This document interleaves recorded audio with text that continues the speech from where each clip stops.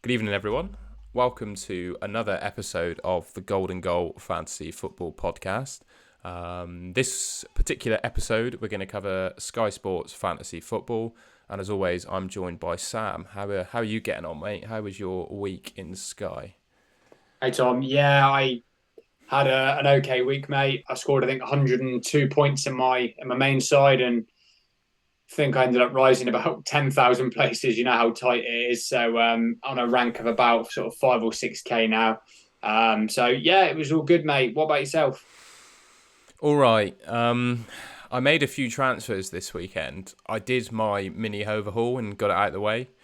I'm sort of happy, sort of not. I haven't had the best start. I'm currently ranked 18,000th, and I've made 5 transfers, which I'm a little bit nervous about. But I suppose one of my transfers is bringing in Koulibaly as well, which didn't go particularly well for me. But I think he's a long-term asset I'll hold. But I think the Definitely. positive for me is that looking at my team, I'm really happy with it. Regardless of how it actually did this weekend, I think the 11 players are literally my overhaul team at the moment. And with only 5 transfers used, I think that's a good position to be in. It's just my rank doesn't quite reflect it. So I think people around me will start burning through their transfers, or I'll start making up some ranks. So I think for the long term, I'm sorted, but my rank isn't great. You've got plenty of time, mate. And I think what you've just said there, you're well set up now.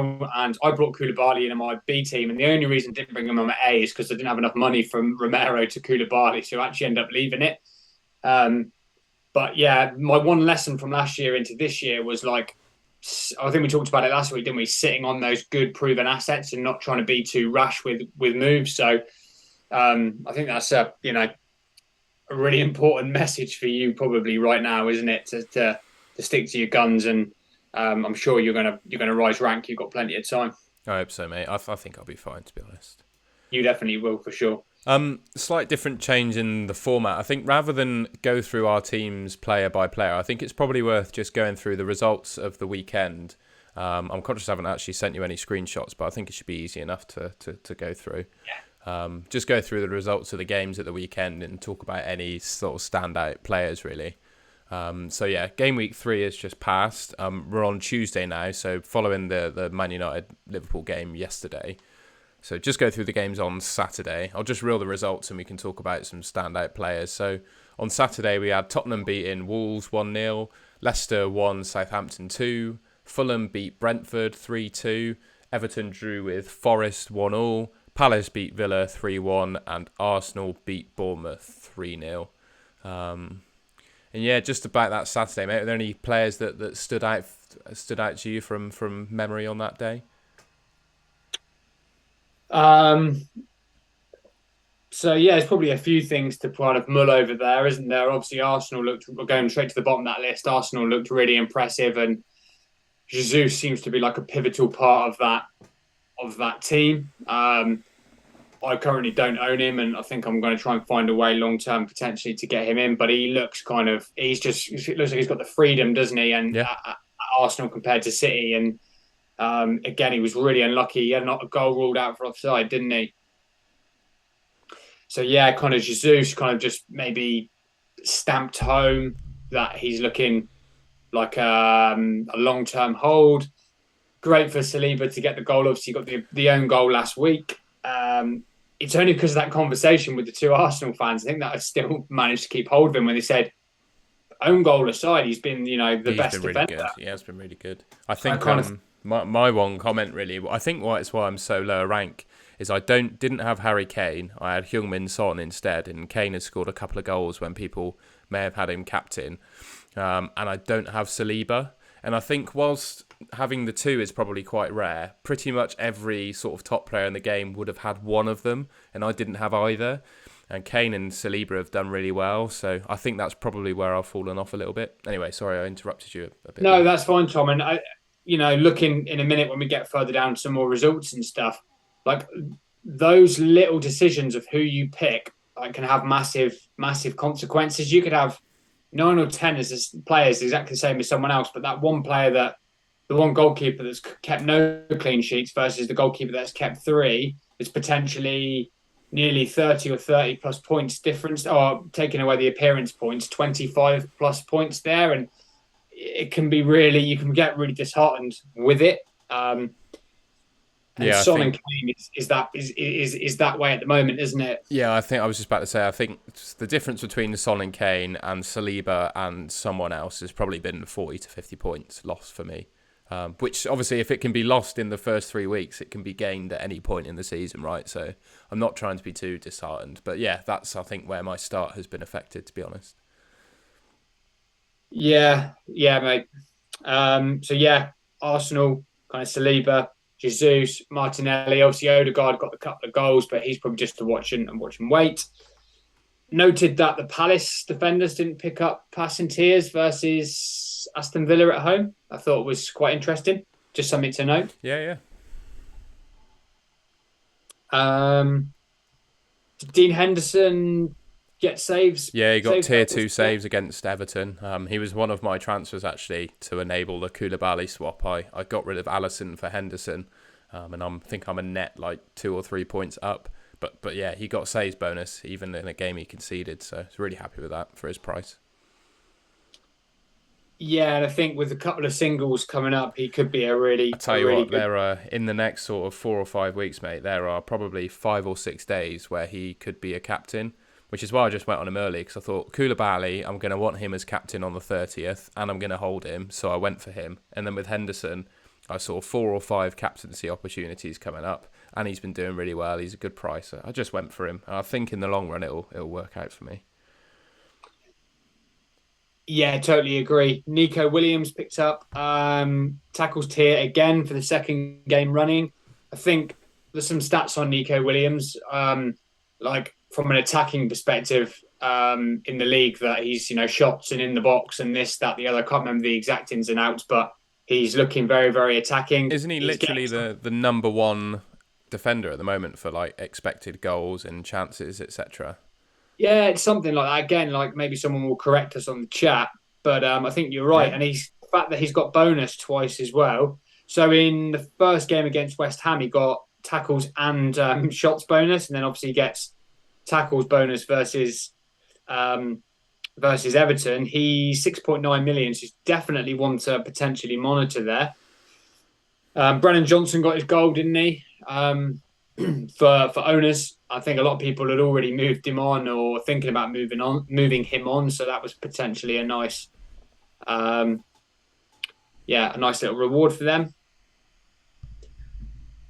Palace, Fulham, Brentford, Mitrovic. I Yeah, know that you and talked about him. I think my star of that game was Polinia as well. I think, like I was saying on the last pod, I think I've got a quick little review of the enablers as well if we have time, because I'm conscious you're a bit tight for time, Sam. But yeah, you got tackles and a goal. And I think for me, it's probably Polinia, Casado, and Kamara are the three outstanding midfield enablers. And yeah, it was just nice to see Polinia get an unexpected goal for me.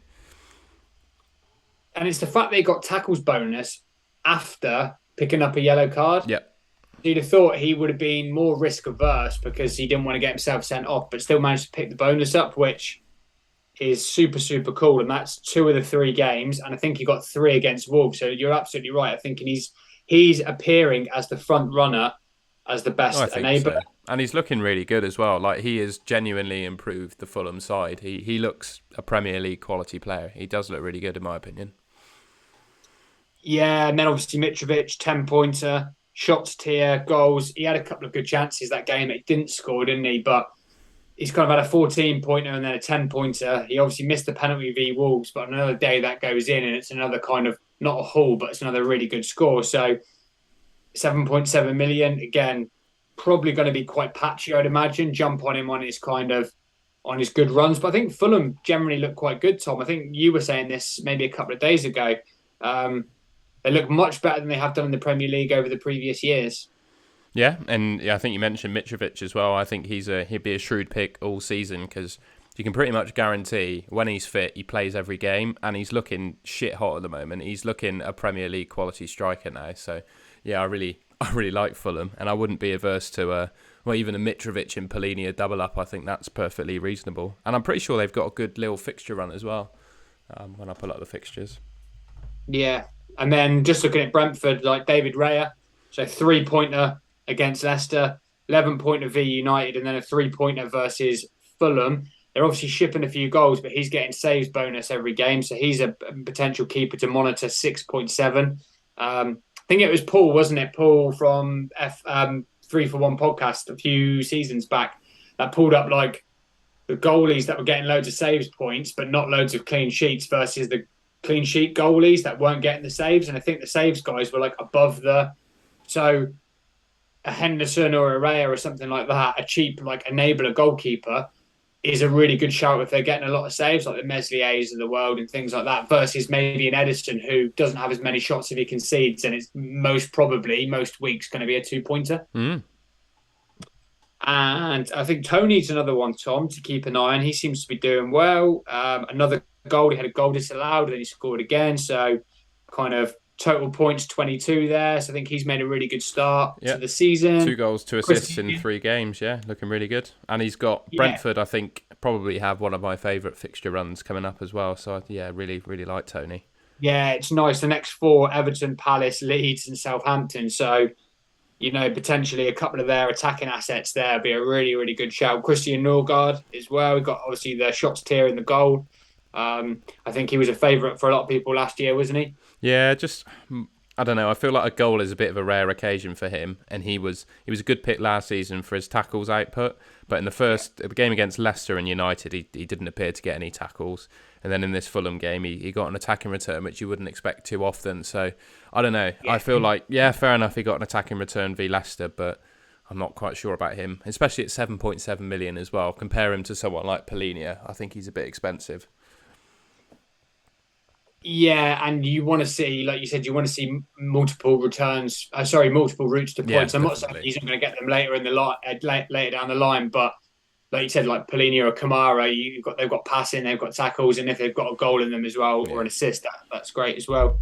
Don't think too much to note from Leicester Southampton other than James Maddison's continual. I think I mentioned him last week, so I was a little bit smug on it. When he scored again, because he had a really good end to last season. His goals and assists in the games from a certain period of last season have been really, really consistent. I think if he keeps himself fit, he could be a really good option for that Manchester United single if you deem him to be a good pick moving forward. Obviously, that's the decision of you and the listeners, but I think he could be a good shout. Yeah, I agree. I'm obviously don't have the fixtures in front of me at the moment, but we'll talk about them in a second. But that Thursday, the 1st of September fixture, I'm considering either skipping or going Maddison. Those are the 2 options for me. I think Maddison's the standout player of that game. Yeah, that's the same for me. And then I think we've discussed Tottenham, haven't we? Maybe someone we haven't discussed is Ivan Perisic, who I think played. Did he play the full game or near enough the full game? I think so. He got a decent. He at least played 60 minutes anyway. So 13-pointer, assist, tackles, and clean sheet. And he obviously got the assist the game before. So I think if he turns to be a regular starter, Tom, and continues to play, then he could be a really, really good shout. I think Eric Dyer rewarded us all with passing tier. I thought that might happen if Romero drops out. He raced to like 45, 50 passes so quick, and then he barely moved second half, didn't he? Like, it's really frustrating when you're seeing someone who's on 45 passes at half time and then nurses their way to 61. Yeah, Arsenal usually do that, don't they? They didn't do it this time, thankfully. But yeah, Dyer was a bit painful to watch him get over the line. But yeah. Yeah. Anyway, man, that's enough for me rambling on them. That's just some of my take-homes from those games. And then I'll quickly cover the Sunday and Monday. So we had West Ham losing 2-0 to Brighton. Just trying to see who the goals came from Brighton. I don't exactly remember myself. McAllister and McAllister penalty and Trossard. So interesting that McAllister took the penalty, because I think I don't know if it's a Sky thing, but quite a lot of FPL and fan team players have been looking at Pascal Gross because he's looking a bit more attacking and he's on penalties. So interesting to hear that McAllister took the penalty. And I think Caicedo once again got tackle bonus in that game. So as I was saying, I think the 3 standouts, if you pick 2 of Kamara, Polinia and Caicedo, I think you're pretty sound. I wouldn't want to say there's a highlight of those 3 really. I think the 3 of them are equally as good. He actually didn't pick it up in that He game, but he didn't pick did it get it up. the My 2 games apologies. before. No, No, my but he bad. got it the 2 games before. Um, yeah, Gross got tackles tier again, a tackles tier. Yeah, so he's had shots tier, tackles tier. So he looks like a good enabler for 7.5 million quid. And yeah, Casado, I think Tom will tick over with tackles over the seasons. I still think he's a great enabler option. And then I think I'm gonna. If you watched, they mentioned this on the 3-for-1 pod, so I'm not going to claim this is original content or anything.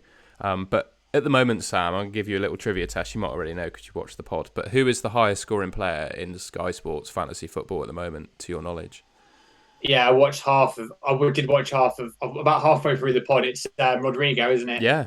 And And then looking it's at Haaland second, isn't it? the games next weekend, so you've got the awkward day on the 30th of August.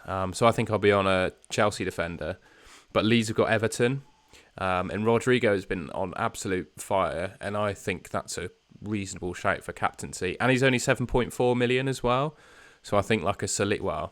Well, we probably wouldn't sell Saliba, but people have a player of that sort of value, so I feel like you could move on to Rodrigo quite easily, and maybe He's captain him got that day.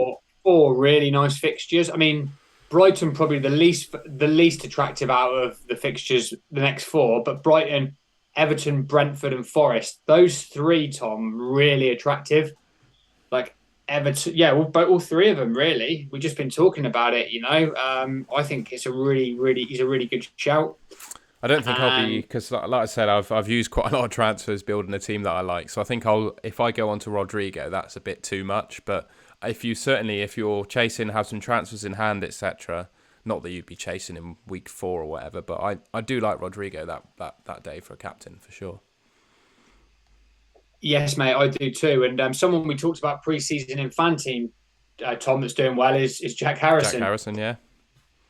4 pointer, 6 pointer, 13 pointer, assist, and a tackles tier, and then a shots tier and a goal and an assist against Chelsea. So 7.8 again, like probably wouldn't be for me because, like as I kind of heard mentioned before, those sort of players are like feast or famine, aren't they? But Leeds look quite good at the moment. Jack Harrison, Rodrigo, they're playing well. Um, yeah. So again, not much more to say there, is there? No, and I think just looking at the remaining fixtures, we had Newcastle 3-3 at City, and then at St James's Park 2 City, and then on Monday we had Man United beating Liverpool 2-1. I think for me the talking points on those games, I'm not particularly worried about City conceding 3. I think they'll just return to normality in coming weeks. But what I will say is I think it just further proves how strong Newcastle are at St James's Park. Yeah. I don't know. Obviously, Haaland got a goal, and we a lot of people would have had him as captain. But I think I'd be certainly against a team lesser than City. Like for example, if Liverpool played Newcastle at St James's Park one day, and there was Haaland or Kane was an alternative captain, I'd probably go for them because I just think Newcastle are really strong at St James's Park. Yeah.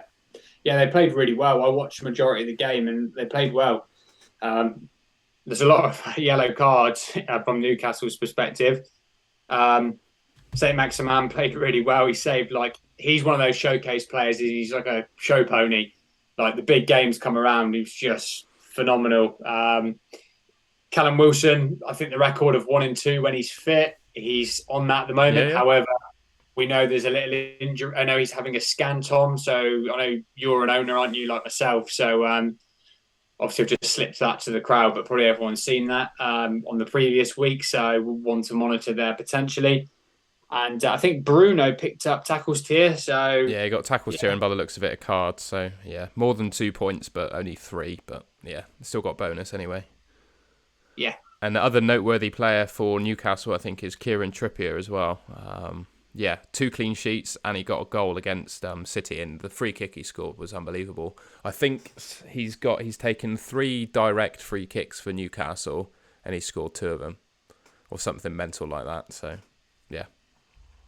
it was a belting goal, wasn't It it? was really good, and I think I didn't when he was at Atletico, I sort of forgot about him when he was getting in the England squad, etc. I thought, oh, Reece James, Trent, they're all better than Trippier, but I think he's really proved himself now. He's come back to the Prem. I'm really impressed with him. Yeah, I think he's a really good player. Yeah, definitely. I think quite a few people have started with him, so rewarded with the goal, and keeps the points total after conceding three a little bit sweeter. And then just on that Monday, obviously Man United beating Liverpool 2-1. I won't rub it in too much because I think Liverpool still have the banter rights over United, even though we won yesterday. I think the comment from me is I sold Alisson, which I was quite pleased with, and Van Dijk still got me some passing bonus. But I am quite sceptical of that Liverpool defence at the moment. I don't think it's the Yeah. defenders being bad. I think it's the fact that the midfield is weak. And I'm not quite sure how they can actually improve the situation because I think they need to sign some players, to be honest, mate. I don't know how you feel as a Liverpool fan. Yeah, exactly like that. Um, I think I'm going to leave Allison and Van Dijk for Bournemouth. Yeah, Um, and then if things don't look, do you know what? I'm not really expecting us this season. I think it's going to be a bit of a transitional season. So I'm not expecting like the Liverpool of last season and the season before to return versus Bournemouth. But if they just look as leaky and as kind of rusty as they have in the last three games, I think I'll definitely be doing a little bit of a rearrange with maybe Allison and Van Dijk coming out to get that team set up now for the next kind of few game weeks. Um, yeah, I'm very worried, mate, really, if I'm brutally honest with you. And I was worried before the start of the season. Like having Milner and Henderson as just two sort of starting midfielders for Liverpool trying to compete on all fronts is a tad worrying. Obviously, I won't go into it too much because it's a fantasy football chat, but yeah, I would real kind of alarm bells there for Liverpool assets for sure, especially defensive ones anyway.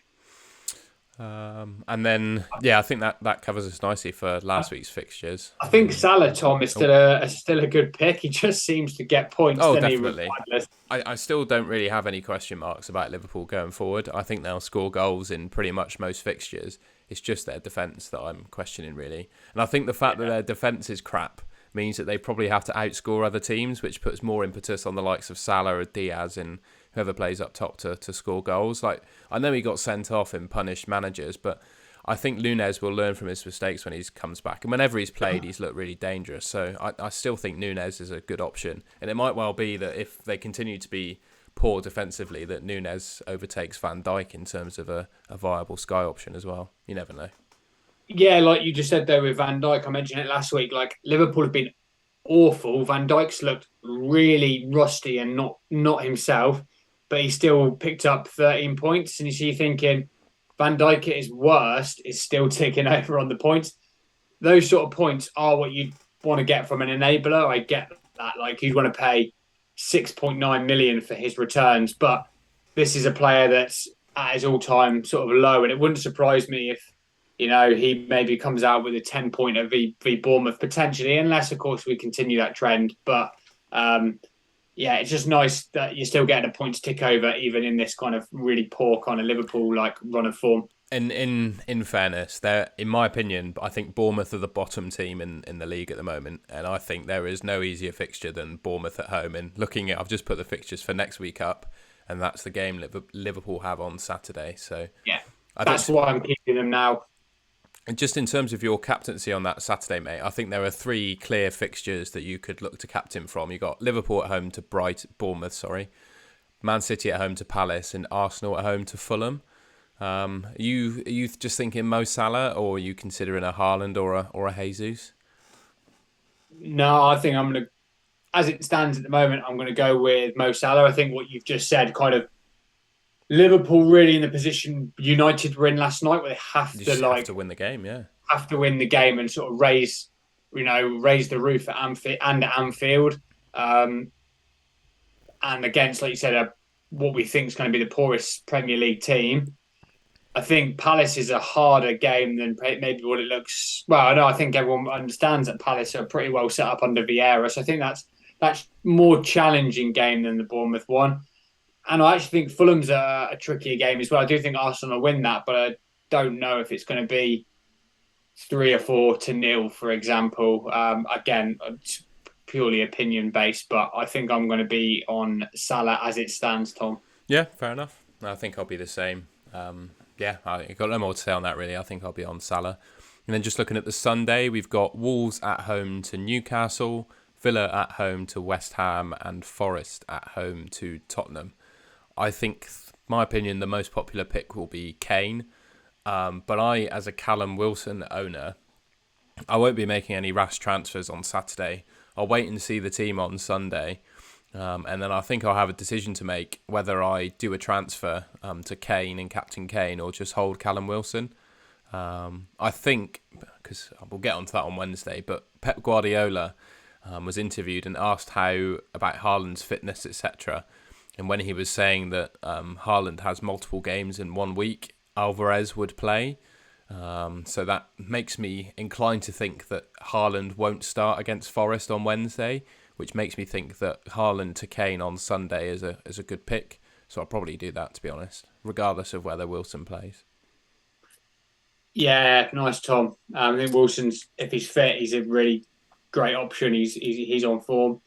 I would avoid anyone from Villa and West Ham.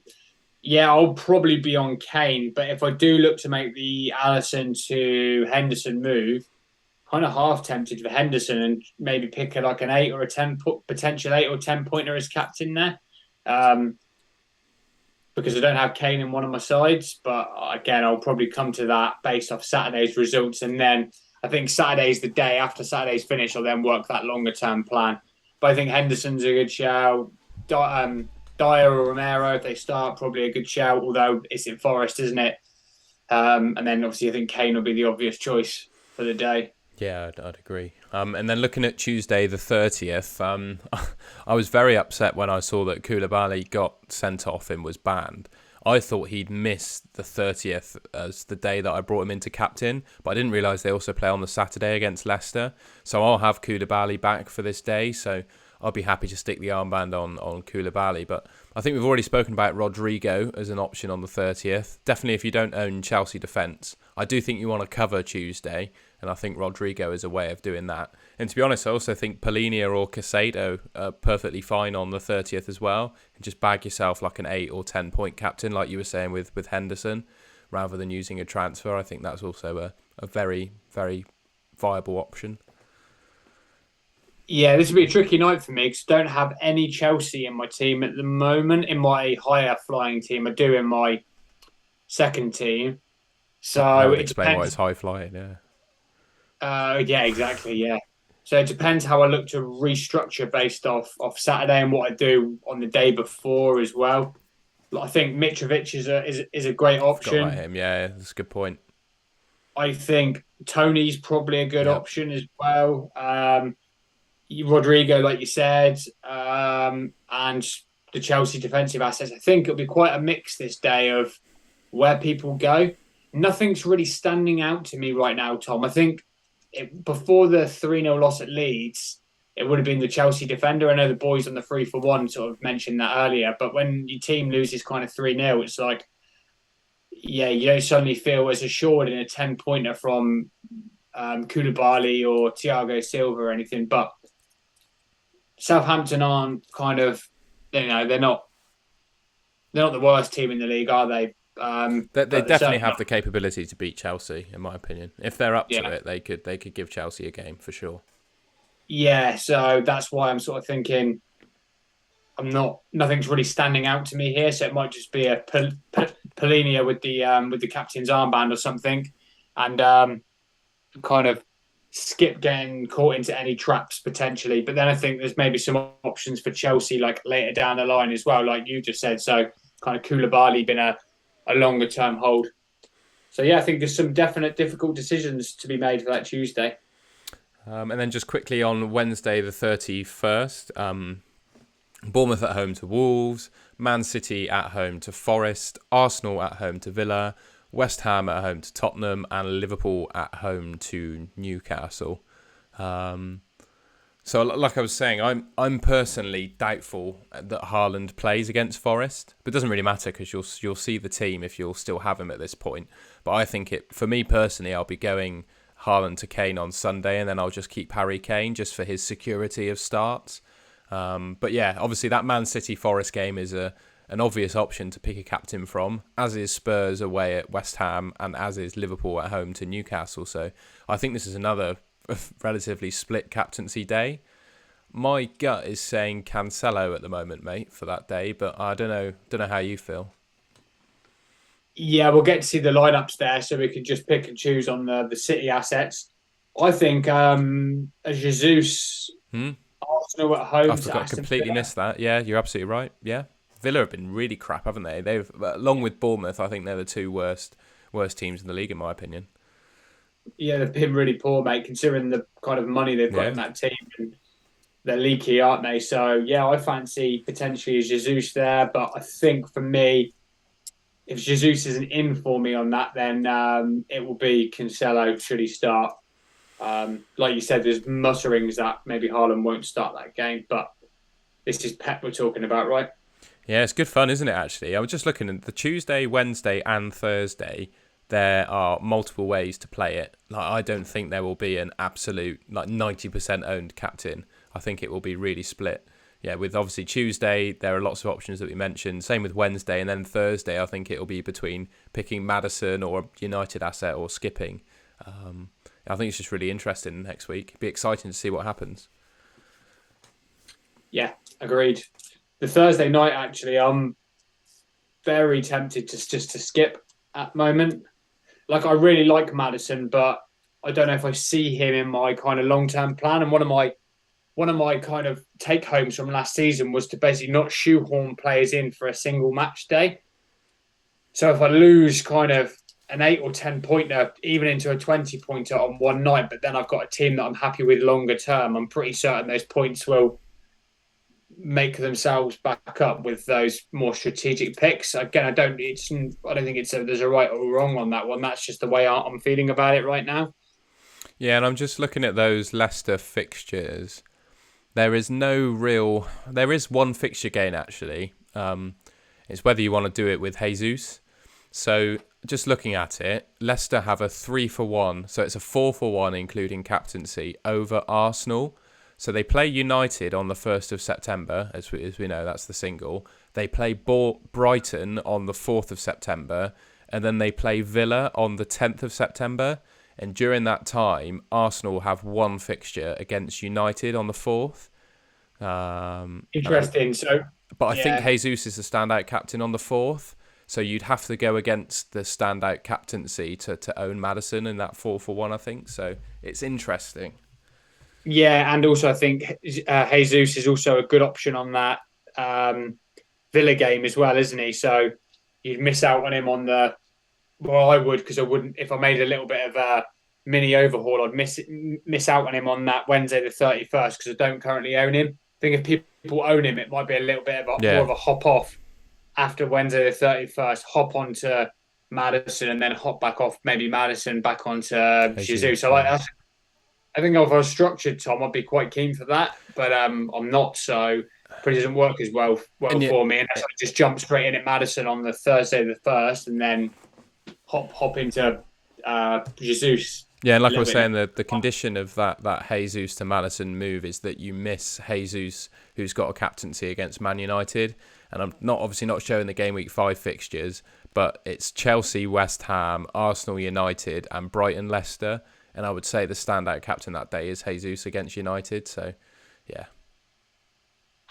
Yeah, yeah, exactly. And yeah, I think he will be, won't he? So yeah, multiple routes to points, Tom.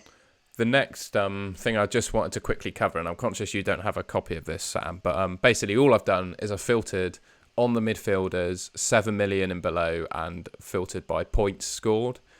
So we got the list of them all here, just looking at the standout midfield enablers, really. So top at the moment are Jensen and De Silva, who have obviously got off to a good goal-scoring start. I think for me, whilst they've done really well in terms of points, I've not really seen much bonus out of them. And I think, De Silva has scored like 2 goals from point 0.5 XG or something like that. So I think those are outliers in terms of their attacking returns so far. And then we got the likes of Polinia. Almiron, I actually don't think is too bad. But again, I prefer my bonus players like Polinia, Kamara. And Diddy's not been too bad for bonus, actually. He's got 10 points over the 3 games. And same with Casado. So just showing you really who the top midfield enablers are. With my favourites being Polinia, Kamara and Casado, I think. Yeah, same for me. Actually, in my better kind of higher performing team, I've not got Polinia in. I've got Bruno and Kamara in there. So I think that might be part of my little mini overhaul where I downgrade Bruno after um, the game at the weekend or whenever it works on the kind of uh, on the fixtures to Polini to then free up some money elsewhere. I think he's going to be a real hit for the season. Like I say, I think he looks like the front runner for the enabler, doesn't he? Yeah, definitely. So I think that covers that nice. So just conscious of time, mate. I don't want to get your head into some questions as well, if possible. Yeah, should we jump in? We've got a ton of Twitter questions, mate. Thank you to everyone that asked some questions. We'll try and get, like I said, Sam's got a bit of limited time, so I think if we can't get through all of them with Sam, I'll pause the video and take the rest of them on my own. But first question from Gordon. Gordon, you ask us a question pretty much every week, so thank you both for watching the podcast and asking us questions, mate. He said, if you can only have one player from each of Man City, Spurs, Chelsea, Liverpool for the rest of the season, who would they be? One player from Man City, Spurs, Liverpool, and Chelsea. Correct. From each team. From each team. Do you want me to go first? You go for it, mate. Salah. Mm-hmm. Cancelo. Koulibaly. Harry Kane. Yeah, I'd agree with you. I think the only close one is Cancelo and Haaland for City, but I just think Cancelo's got more security of starts, and I think they'll end up on pretty similar points towards the end of the season. So yeah, I think I'd go Cancelo over Haaland too. FPL Spartans, he says, with regards, I think we've already addressed this, but we'll go through the question. With regards to Pep's recent comments regarding rotations once they have 2 games per week, is it time for some Haaland hokey-cokey again? And do you think there are any City assets that will be immune? Happy to go. You go for it, Tom. Yeah, happy to go first, mate. I think definitely doing the Haaland to Kane hokey-cokey. I think it was, I won't be able to get the fixtures up now, but I think it was the Sunday of next game week where I do Haaland to Kane. And I'll probably hold Kane from that point. So yes, definitely. It looks like Alvarez will probably play the Forest game next week. And any City assets that will be immune, I don't think there is a City player other than Edison that is immune to rotation. I do think of the outfield players, much like last season, I think Cancelo and Rodri are probably the 2 safest. But even Rodri's got some competition now in Calvin Phillips, who's a very good player to play in his place. And I can't remember like Sergi Gomez or something like that City have signed. Cancelo has some competition too. But I think Cancelo is just so good that he will play, 35 to 36 games. So I think Cancelo and Cancelo and Rodri are the 2 safest outfield players, in my opinion. Yeah, I've got to agree with you there. I think De Bruyne is safe.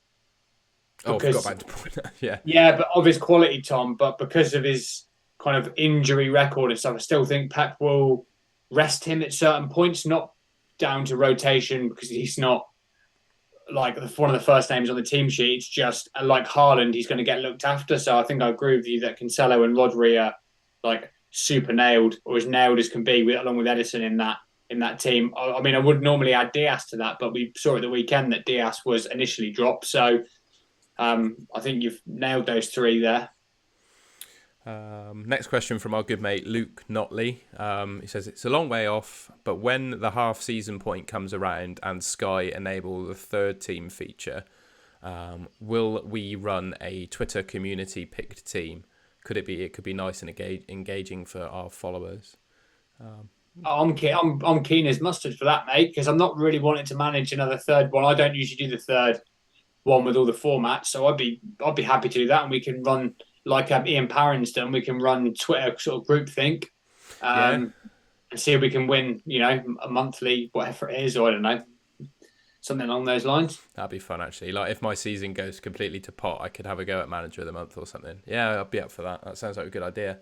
Just hopefully they do it, because did they do it last season with the 3rd team? Yeah. I think they did. They just didn't let you build mini leagues, did they? You couldn't set up a mini league for it, I think. Next question from another avid viewer in FPL Spartan. Sorry, you asked a question before, but I didn't say thank you for being an avid viewer. He says, so far this season, are there any players that would not normally be picked as Sky FF players that have surprised you? And then he said the other way around. So stalwart Sky FF picks which are not so good anymore. Any thoughts on that? I sort of think it's still quite too a little bit too early to tell. Not trying to jib out the question at all, but we're like 3 game weeks in. Like, will Allison or Van Dijk, for example, prove to be still good assets at the end of the year? It remains to be seen. At the moment, like, there's a question mark over those sort of players. For example, Son hasn't started absolutely amazingly, has he? But I think he'll have a patch and a run at some point where he will. So can't really think any. Yeah, I'm trying to be reserved with my thinking anyway at the moment, and not try and get overly kind of excited about someone that's doing well at the moment, and the same vice versa. I think I probably need another 6 to 7 games before I think I start making any decisions on that question, which is a real cop out. I know. I agree. I think the only comment I would have, sorry, I just had a text then that distracted me. The only comment I would have is the Wolves defenders look to be picking up passing bonus again. Yeah. I think that's the only real unexpected thing. Obviously, Palace defenders look good, but they looked good last season as well. So I think the Wolves defence picking up passing is the one thing that might have surprised me. But yeah, good picks that aren't so good anymore. I don't think there's any yet. I think I've sold Allison, but I think he will probably come good. But I've gone for Henderson because of the captaincies and the money saving. So I can't really say I don't think he's a good pick anymore. It's just the structure of my team meant that I needed to go to Henderson. Next question from Ron. He asks, is Rodrigo a flash in the pan? My opinion, definitely yes. But I think he will still be a flash in the pan next week. I think he's still within form. I think he will drop off at some point in the season, but I do think now is still a decent time to get on him. And I think the worst that can happen is you bring him in for the 30th and have to ship him out again. I don't think that's particularly the end of the world. I don't know how you think about that, mate. Yeah, I agree with you. I think hopefully we're proven wrong. Bobby, sorry, Bobby. You'd noticed that we've haven't really been using your graphics that you kindly made for us. I need to get back to you on trying to format them a little bit to fit on my screen, so I'll make sure to do that in the next week. But I think we've already sort of covered this, but he says, thoughts on Ivan Toney? Yeah, I personally like him, mate, as we talked about earlier. Yeah, plays pretty much every game, 90 minutes. I really like him, and he's on penalties. Do you need to go, mate, or are you still good to carry on? That's fine. We'll carry on for a bit. Sky FF Flyer, he says 5 or 6 Leeds players are looking like decent picks. Are we tempted with any of them? And if we had to choose one, who would it be? Probably Rodrigo at the moment. I think based off the points and kind of how he's looking at this current time. For me, I don't think I'm going to jump on any leads just yet, but that doesn't mean my mind won't be changed in the future, Tom. Yeah, I think Rodrigo's definitely my favourite, and I would add Aronson and Harrison to the list, but I would say Rodrigo's the standout. And they've made Rodrigo club captain now, which makes me think that he will start every game. Even when Bamford is back, it tells me that I think Rodrigo is a pretty safe starter. So I think we've answered Nolly's question. So if you don't mind, Nolly, I'll skip over that because we've already spoken about Kane to Haaland. In Your Dreams asks us Ake replacements. Any that spring to your head, mate? To be honest, I'm thinking Rodrigo for that 30th captaincy. I know he's in not exactly the same price bracket, but you can go from Ake to Rodrigo most likely. So I don't hate that myself. Yeah, I'm just having a look. Sorry, I'm not ignoring the question. Yeah, it's a tricky one, isn't it? Because you can't really get into the Chelsea defence at that. Obviously, if you haven't got Christian Romero and you see him start for Spurs, that could be an option. We see he's got potential for passing, tackles, and a few routes to points. I like just adding another player. I like Martinelli at 8 million as well. He's Yeah, I not do, he's mate. not the safe bonus player, but he's looked shit hot to start the season, and he's exactly the same price as Ake. So Or if you haven't got like a Saliba or something like that, you could potentially downgrade or wait for see if Fafana goes through to Chelsea. I don't know what the latest on that is, but if that happens, you get Fafana for like 7.5 million quid. So you'll bank yourself 500,000 in the process as well. So there's a couple of options there. It's either sort of downgrade or potentially just if you've got some cash, then there's probably some slight upgrades there as well. I personally, if I didn't have Saliba, I think I'd make the downgrade. But if I didn't, I would consider someone like Martinelli. I think. I just think Arsenal have a really good run of fixtures. They look really good. I think now is the time to get on their assets myself. Yeah, I think he's not much been talked about Martinelli, not on the Sky front, but I think he's a really, really good pick. A few more questions to finish this off. Michael Harland asks us, currently has Robertson and Virgil van Dijk in a 5-3-2. He's thinking about getting Guehi or Anderson or both to allow funds elsewhere. The issue is that Palace play on the Tuesday and Liverpool play on the Wednesday, so feels a risky move in. Any suggestions? Who is it? Liverpool that have got West Ham? No, sorry, Newcastle on the Wednesday, haven't they? Let's have a quick looky, shall we? So you can get whilst you're looking. So you could get Robertson and Van Dijk versus Bournemouth and hope that Liverpool. I won't say roll over because they're going to roll anyone over, but get a clean sheet on that one. And then I think Newcastle have got quite a high chance of potentially scoring against Liverpool against. Is it Anfield or It's anyway? at Anfield, yeah. But Yeah, still, I don't think it matters. I think they can still score. yeah. So I think I was going to make my move. My personal opinion, again, don't have to take this, would be after the Bournemouth game and see kind of how Liverpool look, what the starting lineup is, etc., etc. I've heard that Naby Keita is injured again, so that midfield is looking really, really thin on the ground. I think, like we talked about earlier, it has a very negative, detrimental effect onto how leaky we are or Liverpool are at the back. So my sort of current plan is potentially to move some of my Liverpool defensive assets on after that Bournemouth game.